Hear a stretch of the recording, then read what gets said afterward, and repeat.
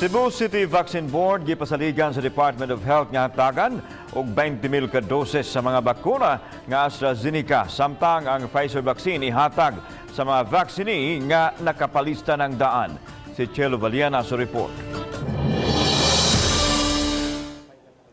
Wapay nadawat ang Cebu City Vaccine Board nga mga bakuna gikan sa Department of Health apan mato ni Dr. Jeffrey Ibones pangu sa Cebu City COVID Vaccine Board nga 20,000 ka doses ang nadawat sa dakbayan. Apan katunga lang niini ang ihatag alang sa 10,000 ka mga tao kay ang laing 10,000 gitagana alang sa second dose.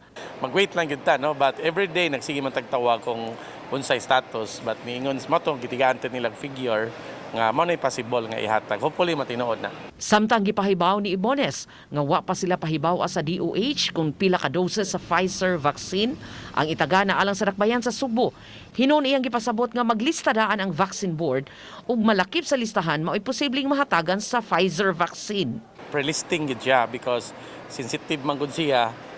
Kinanglan inigabot sa vaccine sa ato ang site nanagid tay malista daan nga mao gitigaan. Nagpadayon karon ang pagpabakuna sa second dose sa mga frontliner nga taga-dakbayan sa Subo. Usa kanila si Attorney Lyndon Basan sa Cebu City Attorney's Office.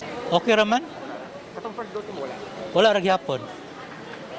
So why feeling lain or what? Uban ni Cleofer Lubayag, Chelo Valiana, Balitang Bistak.